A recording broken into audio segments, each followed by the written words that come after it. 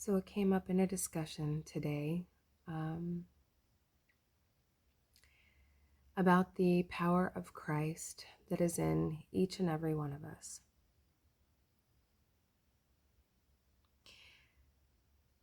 Christ is in each and every one of us, or we collectively are Christ.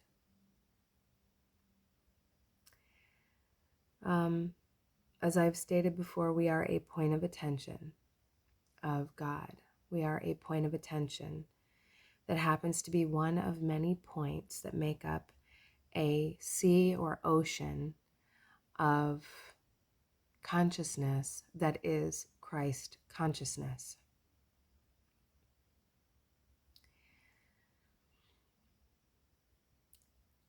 I am impressed to speak about the power of Christ. So Christ, even in the New Testament, was cited saying that, "And greater works shall you do." Because the message of Christ, the teachings of Christ were that to make us aware of our abilities, our influence, our greatness, our potential as children of God. Christ had witnessed in the goings on in the world this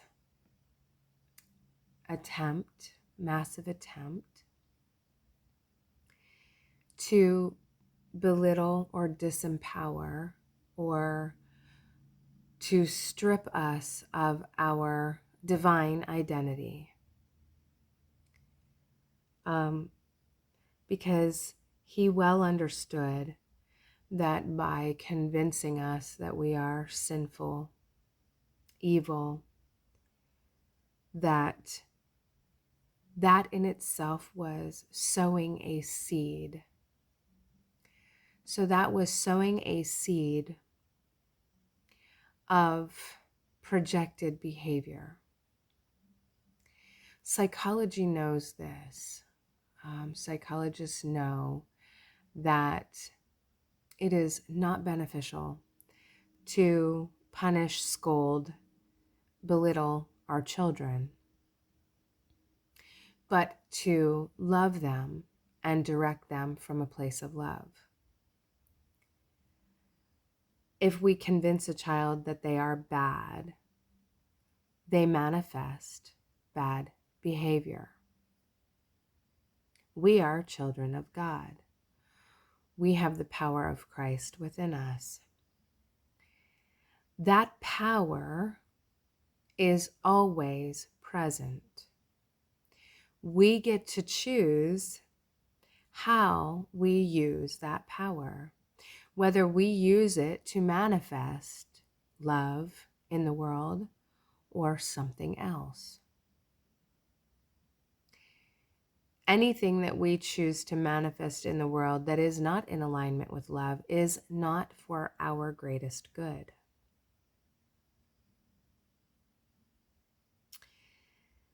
There are so many tunnels and rabbit holes I could go down from that last statement.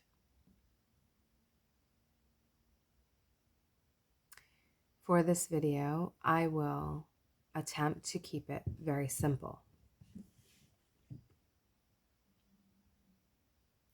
The power of Christ is in everyone. If we use our attention, our focus, to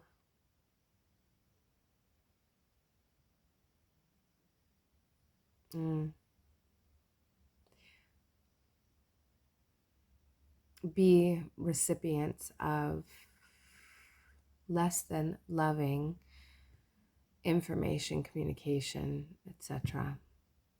Okay, word of caution. We always have the choice to perceive information as whatever value or label we choose to adorn it with. So, from A Course in Miracles, this means that anything and everything only has the value that we give it.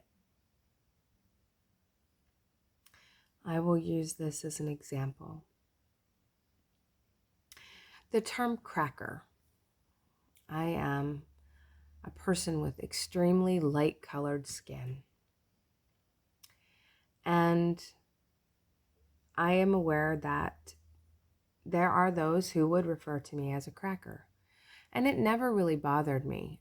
And the reason it didn't bother me was because very innocently, the only thing that I could understand a cracker to mean was a white saltine cracker. Like, that was the only thing that I could even begin to understand this cracker meaning, right? Was I look like a cracker. Okay, so what's oh, it must be a white saltine cracker because I'm so very white. Like, that was the only thing that made sense. Not a Ritz cracker, but a saltine cracker. You add some blue veins and that's, perfect. But I was informed that this label cracker referred to the cracking of a whip, and that those who wielded the whip were called the crackers. And so then if I was referred to as a cracker, this is what it meant. And initially it had a sting to it. That had a bit of a sting to it because that's really a totally different thing than a saltine cracker. And that had a whole lot more emotional context.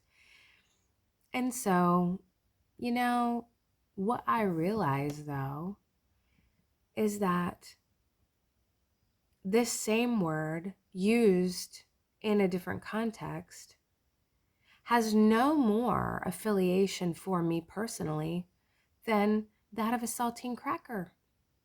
There is no more depth of meaning because I am not that. And so I'm going to choose to remember it as a saltine cracker with a little caveat that that's not necessarily what it means. But knowing that I am neither a saltine cracker, though that really doesn't bother me, nor am I a whip cracker, but maybe I am in another way. Maybe I am in another way. My children might say that I'm a whip cracker, not because I've actually whipped them, but because I have had expectations of them or have suffered them to conform to something. So maybe. But it's interesting that when you look at that, it is not offensive for me to be referred to as a cracker if you're talking about a saltine cracker. It was more offensive for me to be referred to as a cracker if it meant cracking a whip. So there is a label. There are the values that my mind gives to those differences. But in reality, neither is true, and so there is no value there at all. But the mind would convince me that there is. Okay, so because the power of Christ is in each and every one of us, we always have that power. And we must be mindful of how we are using that power that is always in us. We are always utilizing this power, whether it be for peace and love or whether it be for something that is not peace and love. And we are better served to be mindful of how we are using our power. Because we are children of God, because Christ is our nature, our divine nature is Christ, that power is inherent.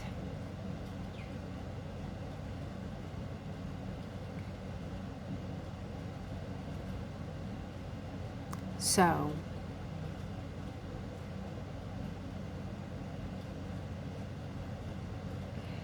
any attempts to convince us that we are not powerful, that we are anything but powerful, is an absurdity. Because the Creator creates like itself. In peace and love, may you be blessed. Something more that I was impressed to speak on.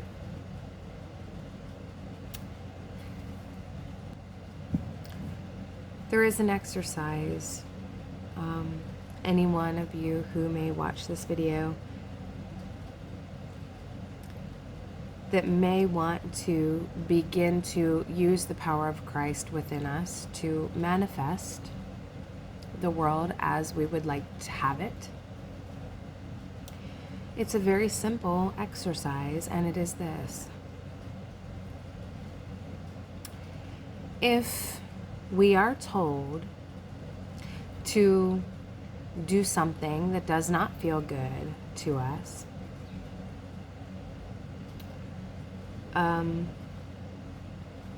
if we are told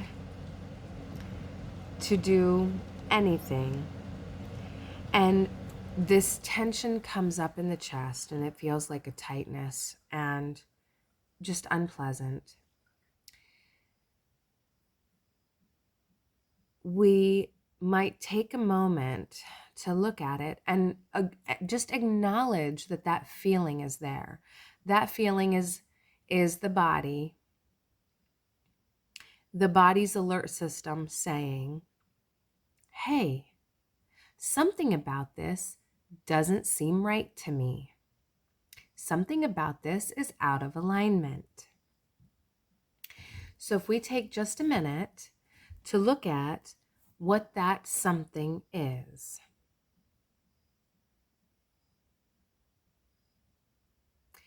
And you may not even have to go into the depth of it. You may just, once willing to acknowledge the feeling within the body of discomfort or dis-ease, if you are willing to acknowledge the feeling within the body of dis-ease,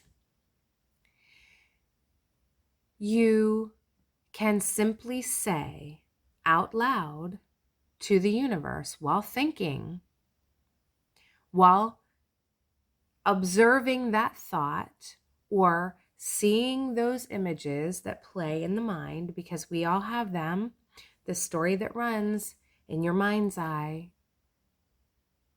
that is projected as thought forms into the mind. While viewing this, all you have to do is say, I do not consent. I do not consent. If the thought comes into the mind, someone wants to poison my water, I look at that thought and I simply say, I do not consent. Knowing that the power of Christ that is in me is now going to work for my highest good in regard to that situation, that thought, that scenario, that desired projection from wherever it's coming from. And it's that simple. Someone tells me I must start policing my associates for whatever. Maybe to make sure that they're really vaccinated. That thought, if it doesn't feel good, if being in that situation doesn't feel good, you don't even have to say it to your boss, to anyone else. When you can be off by yourself, allow that thought to come back, allow that scene to come back to you, and in that moment, simply say, I do not consent. Because you are telling Christ in you, you do not consent to this. You don't consent to being in this position. You don't consent to what is being asked of you. And you allow the Christ within you to take care of the situation. Because that is 100% possible. The Christ within us is that powerful that we can manifest anything.